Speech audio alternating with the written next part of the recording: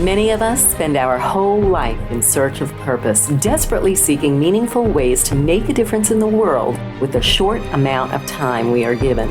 The Deploying High podcast has been designed to help you analyze what gives you purpose.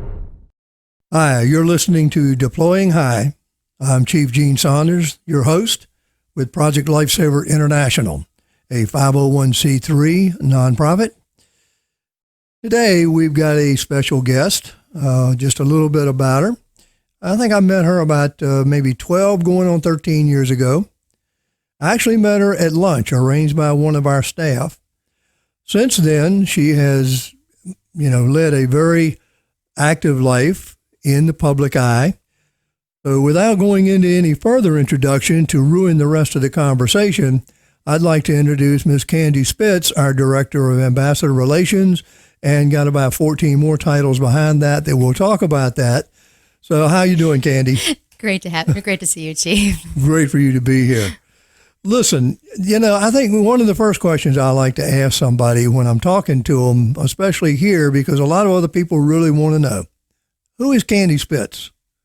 That is a good question. And goodness, I have known you for a very long time. And I think who Candi is has changed a lot over those years. Yes, it has. Because when I first met you, I was still married to my ex-husband. I was a full-time caregiver and full-time mom to my twins. I was also a full-time philanthropist. Fast forward through almost 12 years of divorce, going back into the workforce and everything that comes with it. I have now stepped away from working in entertainment. As you know, I was a former broadcaster, tour manager for a variety of artists. Decided I loved working in nonprofits as a volunteer and advocate. And now I'm the Director of Development for 211 Helpline. I also host a daily show on WPTV. I've assumed this role here as the Director of Ambassador Relations for Project Lifesaver and a variety of other initiatives going on behind the scenes. And in your spare time, what do you do? In my spare time, I am a full-time mom and, Disney aficionado. We travel every weekend to Disney, Universal, SeaWorld, and somewhere in there, I think I close my eyes and sleep for about 2 hours a night. Well, that's good to hear. Let's go back to your career in entertainment. You were a manager? I was. Who did you manage for? My career has taken me everywhere. So I actually was an accountant, a corporate accountant working out of a company in South Africa and running about 40 offices right out of college, and realized I hate finance. I am fantastic at it, but I hate finance. I was bored, but my actual degree was in sports and entertainment management. My mom was a performer. I grew up in that field and somehow stumbled into, we'll put it that nicely, touring again. Went on the road briefly with the Beach Boys, but then jumped into working with Vanilla Ice for, goodness, that was 20 years ago. For about 7 to 10 years working with Vanilla Ice, which also led me working to Gravity Games, X Games, touring with Busta Rhymes. The gamut ran until I finally realized, I'm getting too old for this, and that was in my 20s. It's a hard lifestyle.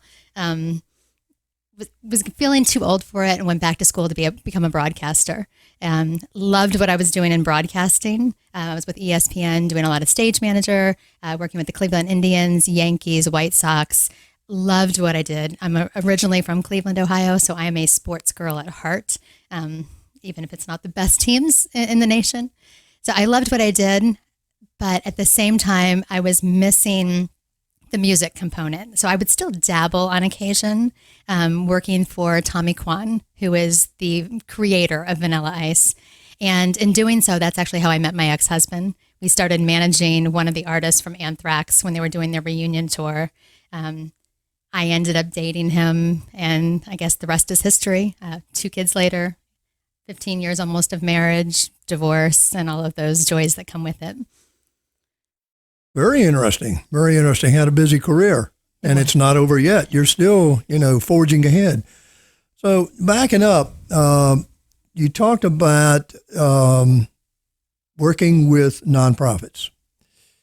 You work with several nonprofits, and tell us who they were. Well, I have worked with several nonprofits. So it's funny, prior to children with autism, I was a completely different person. So I always say, like, I am so thankful, and it might sound odd to say that, but I'm so thankful that God placed two special needs kids like in my heart and in my lap, because I was in that former lifestyle. I was a shell of a person. And looking back, it's like I was selfish. I was vain. I had no true values anymore in life. You lose a lot of who you are. It all becomes this facade of a human being.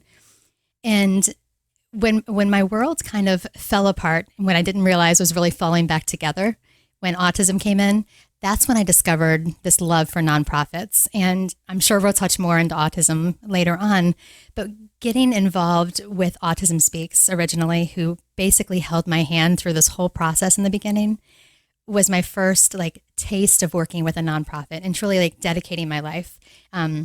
Dedicated, almost 15 years to Autism Speaks. And when I decided to re-enter the workforce, I continued the same thing. So I was briefly with Alzheimer's Association.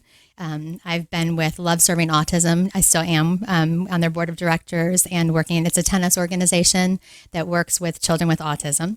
And let's see, American Cancer Society for a few years, probably about 5 years, until I realized my biggest love really was getting to the heart of the local community. So large nonprofits are fantastic, but you're really not helping anyone directly in your community. I wanted that hands-on, helping individuals. Being with 211, you know your clients, you know the community, you know the good that you're doing, and being able to hear the success stories each and every day are what I need to kind of make my heart smile. So. You've done a lot of work with nonprofits. So I met you 12 years ago. What caused you to decide to come with Project Lifesaver? Wandering is such a big fear for kids with autism. So when I met you, my kids were, they were about 4 years old. It was about 2 years after we moved to South Florida from New York. They were severe. My twins were born perfectly normal, and they lost all of their skills. And I talk about this all the time at 17 months. So at age 2, basically, they stopped walking, talking, eating, playing, eye contact. You couldn't interact with them any longer. You could wave your hands in front of them. They were blank. They have no stranger danger. They have proprioceptive dysfunction, which means they have no spatial distancing. It is scary for a parent. And I realized, especially in moving down here, that in a heartbeat, my kids could be in the backyard pool, in the ocean, in the stream behind the house. I mean, there's just so many bodies of water and so many places that they could go. Being nonverbal, and having no basically self-help skills, I was petrified. We've talked before that Jack Scott and FAU really were instrumental in kind of holding my hand and connecting me to a lot of the services in South Florida, because I didn't realize just how scary those situations could be because of so many bodies of water here. And most of our kids are drawn to water. So that's the first place, they would be going if God forbid they got out of the house. So when I first met you, my house looked like Fort Knox. I had probably 5 deadbolts on the front door. Every door and window has a lock and alarm. And even now, 14 years later, I still check every single door and window before I go to sleep at night, just for peace of mind. But that's what drew me to you, because I had, through Autism Speaks and all the work that I was doing, there were so many organizations who were trying to make a profit off of protecting your child. Software, the technology wasn't good, the company wasn't good. I knew that I was just basically wasting money if I was going to go with any of them. So I always said that if I ever was to join forces with an organization, especially because at that time, still being married to my ex-husband and still kind of being in the public eye, people were turning to me for guidance and for support. So I'm not going to try to steer someone in the wrong direction just so a company can make a profit. So meeting you and meeting your team and realizing, this technology was hands down the best on the market. You have a 100% success rate. I mean, the stories behind Project Lifesaver are phenomenal. I knew that my kids would be protected, everyone's children were going to be protected, and that this is something that I could latch on to, a mission that I truly believed in. We just introduced, and thank you for that, and we really appreciate you being with us. We just introduced a new program that you just got excited about, and rather than me, rattle on about it, I'd like for you to tell the folks what new program the Project Lifesaver just come up with. Absolutely. I've been wanting this for so many years. So as I mentioned earlier, I am like the biggest Disney fan there is. My kids have been going since they were 2 years old. We go basically every weekend to one of the theme parks in South Florida. And especially for kids with autism, it's the best socialization that you can do. Most of our kids don't play together. It's a lot of parallel play. So their version of socializing is theme parks. I was hearing for years through social media, and everything else, people writing in going, it must be nice that you're able to do these things with your kids because I can't take mine there, whether it was the severity of their disability, whether it was the safety. People felt that they could not try these activities with their kids. And there was no way for me, simply as a parent, to kind of reassure them that, this takes time. This didn't happen overnight. I would drive to Orlando when they were 2 years old. They would have a meltdown. Brendan would be face down in the middle of, the gravel outside of Dumbo, having a meltdown. It would be all over social media that so-and-so, my ex-husband's child, was face down at the park. I would put on sunglasses, try to block out the world, and usually end up leaving, driving 3 hours back home, try it again next weekend.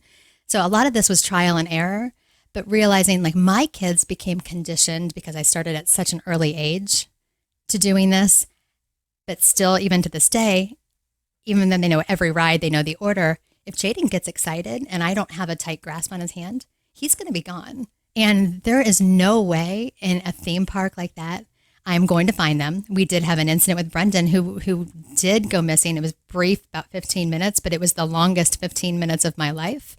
And if they did get lost, they don't have the ability to answer simple questions. If they did find a law enforcement or a cast member or things like that of who their mom is, how to get in touch, even answer their name, they're not going to unless you know the right answer.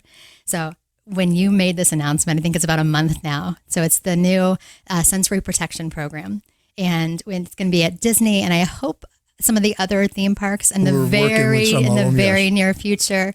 And I said again, because this opens up the opportunity for so many families to get to experience these parks and feel the safety and protection. When you announced this, I was over the moon, ecstatic, because it simplifies the process. And you incorporated things that if I had to give you a checklist, I probably would have asked you to try to fit in. But you just naturally did this. It's simple. Families can go on the website, they can get the information, they can apply, for the transmitter. It's cost efficient. For $10 a day when they're in the park, no one ever takes that into consideration when they're thinking of things that we need as a family when we're traveling. Usually companies are thinking, how much money can I get out of this family? Because I know they're going to pay for the safety and protection of their child. $10 a day is doable across any income level, irregardless of how much you're spending on vacation. The fact that you're working with two sheriff's offices here, so both Orange County and Osceola, you know that you're protected and you have the Project Lifesaver, technology behind it. So this, I don't think I've ever in the 12 years I've known you been so excited about a program that we've instilled. Well, thank you. I couldn't have described it any better. That's absolutely. You've talked a lot about your boys with autism. How does a typical day, and I know from my experience that dealing with autism is tough. It's very tough. And maybe I shouldn't say this, but being that I will. A lot of times I speak at some of these autism conferences and so forth, and I see a lot of mothers, but I don't see a lot of dads. So, and in looking at your situation and what happened with you, how do you deal with this every day, every month, every year? And you're dealing with two that are on the spectrum. How do you do it, Candi? I'm not going to say it's been easy. So I'm in a great spot now at age 14 with them. But again, this is lifelong care.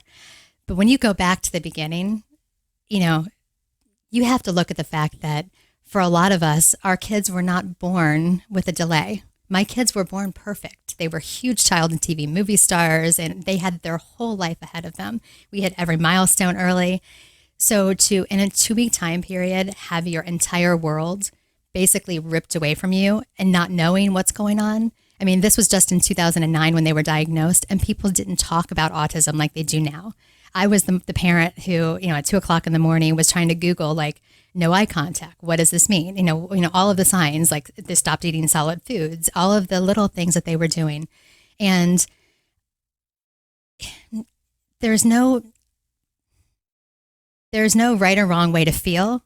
But I, even to this day, and I hate saying it, but I deleted all of the pictures that I was taking then because it broke my heart, because it was like they lost their spirit. They lost their soul. They weren't there anymore. And it also, though, for me, was the driving force of, this happened so suddenly. I had a fight with doctors. Even our pediatrician, who was one of our best family friends, would not give them the diagnosis of autism. Back then, you had to be 2 to get the diagnosis, and they were 17 and a half months. So the doctor just said, okay, we'll say that they're speech delayed. And it was BS, doctor. Like 2 weeks ago, they had a full-blown conversation with you in this office, and now they can't hold their heads up. Something's wrong. But I think you know me well enough to know that I don't take no for an answer. So I was one of those parents that I was going to take that little bit that they gave me. So at least by them saying that there was a speech delay, I could get services in New York. And that opened the door to, ABA therapy, to physical therapy, OT, everything under the sun. And it was my mission to make them the best that I could be, best that Brendan and Jaden could be. What I typically see across this time period with parents is that usually one parent, and I don't want to say it's predominantly the mom, but a lot of times it is, one parent becomes so obsessed with helping their child, and it becomes their whole world. And it has to, because somebody has to fight for them. And one parent typically, kind of ignores the situation, whether it's a coping mechanism or whatever it happens to be, or they just don't want to accept it. That's what happened in mine. There was no blow up to the divorce. There was nothing. It was just he basically just removed himself from parenting. And I realized in doing it all on my own and over years, this is talking from New York to a move to South Florida and everything that entailed in between, I could do it on my own. I didn't need somebody else there. And I think right now the rate is around like 90% for divorce and special needs families. But typically that stress is just so high that the marriage implodes. And on top of that now, once there's a divorce, you're talking the financial ruin. My kids had everything under the sun available to them before, but all of a sudden you go through a divorce and you have a single parent, a parent like myself, re-entering the workforce after retiring basically and being a full-time caregiver for 10 years. A lot of times, I hate to say this, but like myself, no child support, fighting legal battles. It becomes a nightmare to help your kids. And you just find a way to do it. But for us, you mentioned about what's a day like? Every single day of my kid's life is exactly the same. And I'm glad that now I can do a little bit of a break in it, but it used to be so bad, especially age like 5 and 6 when we were first starting this divorce. They set the calendar for the entire month at the beginning of the month. So on the 31st at midnight, they changed every board in the house, every calendar. And it was set all the way down to when I could go to the grocery store, what parks we were at. So say you ran out of apple juice, today. Well, if the store's not on the schedule until tomorrow, you're going without for the next 24 hours. With autism, you can't be without. Like, what do? There's no justification and there's no way around it. There wasn't this curbside pickup, 10 years ago. I wish some of these things were in place then. But you find a way to adapt, and structure and schedules and all of these things are so important to our kids. A lot of times, especially back then, they couldn't communicate. So little things like a diaper change, you would lay them down. You're like, this is easy. This is fine. Even at 5 or 6 years old, you're like, I've got this. You change the diaper. The next time I'm wrestling, this is like full blown WrestleMania trying to get a diaper on my son. And I'm like, I don't understand what's going on. Having to be so intuitive to what could be the thought process behind it For them, it was they didn't like the pattern. So Huggies diapers had Winnie the Pooh on some diapers and Tigger on the other. Well, they didn't like the Tigger, but they couldn't communicate this to me. So whenever that one happened to be the one that was going on, it was a full-blown meltdown, and there was no way to get it on him. Eventually, over time, again, you pick up on all those nuances because it's every minute of your life is your child. And once I removed that situation, and I threw out half the box every time I got a box. Let's not go there on the cost. But once you caught on to the problem, things were easy. And that pattern carries through with everything. So if you can be so in tune with your child that you know what the trigger is going to be, how to prepare, how to plan the calendars and the schedules, you can easily navigate it. But again, that in itself is a full-time job. And it's not feasible for a lot of people.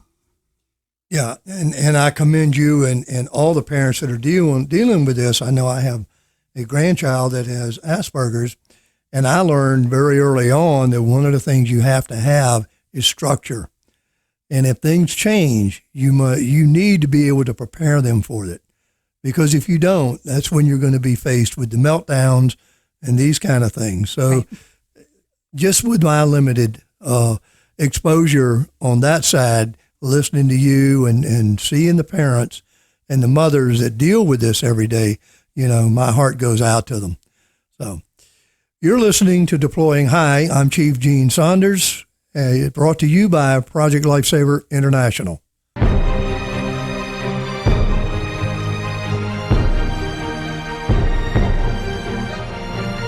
Project Lifesaver is proud to bring you this episode of Deploying High with Chief Gene Saunders. To learn more about bringing Project Lifesaver to your community or to donate to the mission, please visit projectlifesaver.org. Project Lifesaver, bringing loved ones home. Thanks for listening to this episode of the Deploying High podcast, bringing it all into view. Hi, we're back. This is Deploying High. I'm Chief Gene Saunders. Today our guest is Mrs. Candi Spitz, who is also our Director of Ambassador Relations. Candi, everything you've said up to now has been extremely interesting. But one thing I'd like for you to just relay to some of the people that are dealing with the same kind of things and those that aren't, that don't understand when you have children on the spectrum. You've talked about the children and what they do and what they need. Tell us what you do each day to prepare for this and to get through the day, along with your professional duties. Well, that is a lot. I said for me, a lot of this has become second nature. Again, my kids are 14 years old. So for 12 of those years, my life has shifted to where I have to be so far planned and scheduled ahead that it's just second nature. So my life, again, the kids control my schedule. And now at 14, they literally control my schedule. So they have the calendar synced to theirs, and they tell me where I'm going to be, when I'm going to be on Zoom, and where I have meetings, and how long I'm allowed to be here. But living in that structured environment, as we were talking about before, is so essential to them. So knowing that every single day, they know at 5 o'clock in the morning, the alarm's going to go off. They know exactly the pattern of when they're going to shift to the computer and couch to get ready to school. The exact order of food is exactly the same all the time. We don't do meals per se. It's more like grazing like you do with a toddler. The schedule for getting ready to school. And luckily, blessing of the pandemic is I'm working remote. So it's been a little bit easier to balance all of these changes that are going on in the household. But every day is like clockwork. The exact minute, we're in the car to go to school, the exact minute I'm home. I have a full-time job with 211. I'm also trying to balance my roles here with Project Lifesaver. I'm trying to balance taping my daily show for WPTV, working on a publishing deal right now. So I'm also doing a lot of writing in my spare time. And goodness, there's so many other aspects to that. But most of those, for me personally, are my outlet. So I need the creative outlet. I need the space. I need the structure. I need the legislative side of things. I need all of the things that I do to kind of balance the stress within me. Because as we were talking about before, the financial stress of being a single parent, trying to navigate this world, the planning, knowing that, there's no babysitters. I can't just call because I need help. There's no one to pick up my kids, if there's a late night meeting at work. Knowing that when they age out of the program at the Palm Beach School for Autism, who is going to care for them? What's going to happen if anything, God forbid, ever happens to me? So every minute of the day basically is filled with so much stress, and stress that regular parents don't think about. Regular parents, you worry about your child until they're 18. But if you really think about it, it's really just those first 5 years when you're kind of like, I need to know every minute of every day. For special needs parents, this is the rest of my life. It's like having a toddler age child in your house. Even though they're clinical geniuses, they can hack into any computer system, which they have. They can write amazing computer code. I mean, they are so brilliant beyond means, but they can't bathe themselves, feed themselves, wash themselves. They have no stranger danger. They love everybody. And even though that's a beautiful aspect of their personality, it is so scary as a mom because they would walk off with anyone. And that's typical for most of our kids because they're so loving. So for me, every minute of the day is filled with stress and trying to navigate, push aside the work stress for a minute and try to focus on this. Okay, don't close that window. Don't think about the personal stress for a minute. Get back to work. And then once they're home, the same schedule every single evening. So from the time I pick them up, to the time they go to bed, which unfortunately is 11:30 or midnight before they go to sleep, that's exactly the same. From what time they do their bath to the meal schedule. There's alternating certain things from their special French fries to their, of course, Domino's pizza, everything to the same order of the movies. Every night is the exact same 3 movies for 14 years of my life. Do you know all the dialogue? I know all the dialogue. I know when they're going to come out and grab they now FaceTime. I'm glad we're at this age now where I don't have to keep running back into the room. But now they just FaceTime me for the next step. That means, Muppet Babies is over, which means it's time for pizza and grapes. And then the next one's over, Bo on the Go is over, and they need a chicken leg. And he's really just going to play with it. But there's a whole process. So it's kind of comical. And it's actually, at this point in time, more of a stress relief because you're not anticipating the what ifs. I know exactly what every minute's going to look like. And I know that, once they come to take my phone, so then at 10 o'clock every evening, they're going to come take my phone and they want to download every picture that I took during the day to their iClouds. So they do that. And I know once that part's done, okay, mommy can kind of breathe. And even though they're still awake and they're self-sufficient at that point, kind of just playing on their iPads, now I can start writing on this book that I'm writing. But I take relief in the structure, but it's also sometimes overwhelming because at some point in time there's going to be a hiccup in the day. There's going to be these things, and how do you navigate talking to your child through a lot of these things? And again, luckily, because I've been practicing it for so long, you can talk through some of these hiccups. But for a younger mom doing this when a child is newly diagnosed, it's a hard road to navigate. I can imagine. Tell us about the book. Well, we're just starting this. So actually at our conference this year, people have been talking to me for years about writing a book. And more of it was more on a life story. I never wanted to be that person. I've had some amazing experiences, in my 46 years. I've had some heartbreaking experiences. There's things that I would never want to share with people, and it just wasn't for me. I met Nora, who wrote the Project Lifesaver Deploying High book at the conference. And the more she and I started talking, the more I realized I needed to get my message out. So one of the things I think as a parent you don't see about yourself is coping skills. And again, working for 211, I am a strong proponent of mental health and self-care. And I guess I just thought that everybody handled autism, stress, and all of these things the way I do. A lot of my upbringing, sometimes I even wonder, and it was the first thing I ever said to Nora was, I wonder if everything that God put me through my entire life was leading me up to being a special needs mom, because I never could justify or make sense of everything that I experienced in my lifetime which wasn't necessarily really good as a child.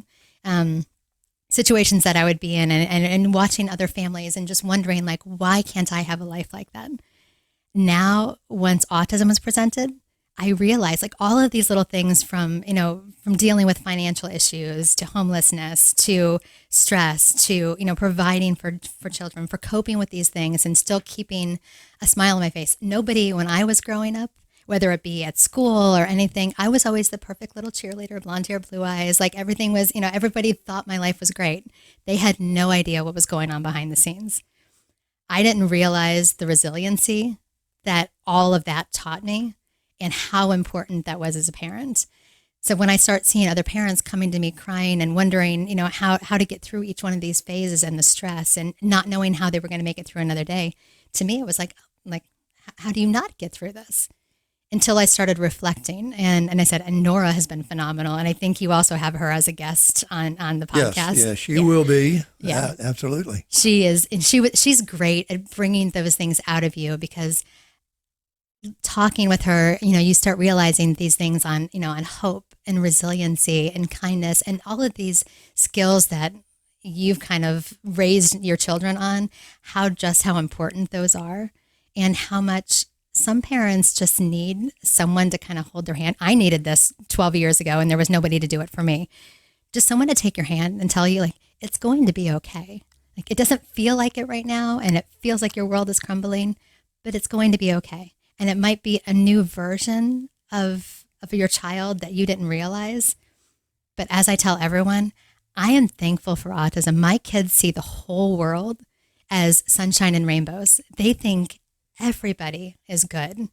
I mean, they have seen some bad things in this world, and they don't even process the bad side because they have no hate, they have no judgment, they have no prejudice. And if we all saw everybody in the world the way that they see the world, this would be such a great place to Wouldn't be. it be? It would be such a great place. It absolutely would be. And I have to agree with you on one thing you just said. And I was asked this question a couple of days ago about how did I get into Project Lifesaver? Well, I think going back, you alluded to it a minute ago. I think all of the experiences that you have in your life prepare you for the next step. It's up to you whether you take that next step or not. And everything that you do are going to present different challenges, different obstacles, different frustrations, but one thing I learned a long time ago from a group that I worked with is the two words, never quit. There's always one more thing you can do, regardless of what it is. There's one more thing you can do. And I think you are a great example of that in everything that you've said up to this point, and even when you alluded to it just now. So, all right, let's move on to something different.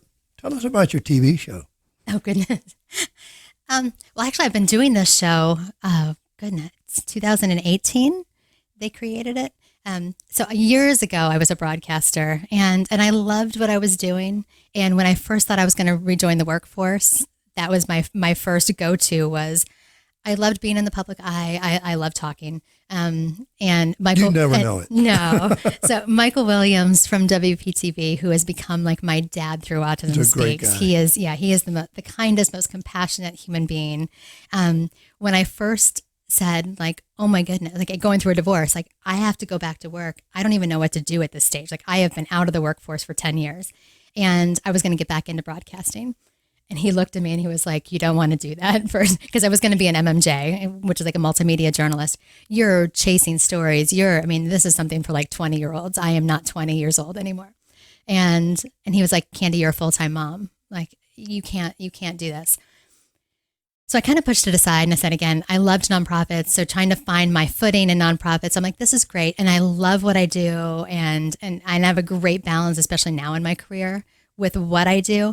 But I was still missing that external driving force. Like I loved being in the public eye. So Lloyd is no longer with WPTV. He was the general manager for years. He's, I think, in North Carolina now. But he called me up one day and he was like, there's an interesting opportunity that I think would be the perfect fit for you. They created this segment on WPTV called Take 5. It's every morning between the 11 and 12 o'clock news, which is the highest rated newscast. It's called the non-news host. So they're more sales pitchy type. It can be law firms, doctors, moving companies, tourism boards. They buy this 5-minute segment, and you're basically just hosting scripted, segments. But I loved it. There were so many people that I was reconnecting with in the community. And this has been going on now we're on 3.5 years with the segment. Still going strong. I've got pretty much 5 days a week that show airs. And that's about it. Well, that's great. One last question. Okay. If you could be granted one wish, Oh, Lord. what would it be? Oh, goodness. One wish.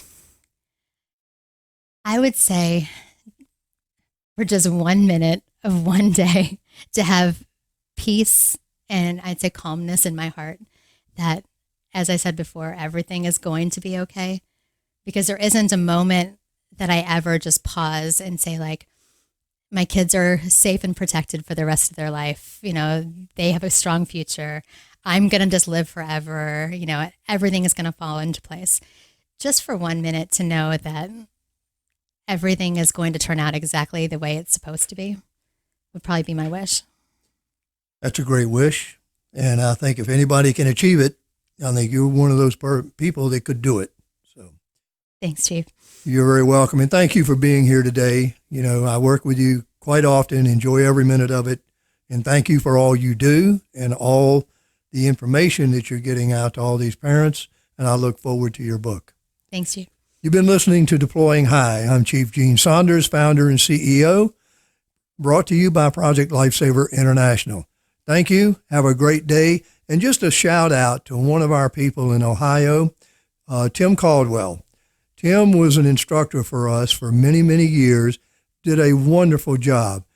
Tim has a disease that I'm afraid is not going to end well for him within the next couple of days.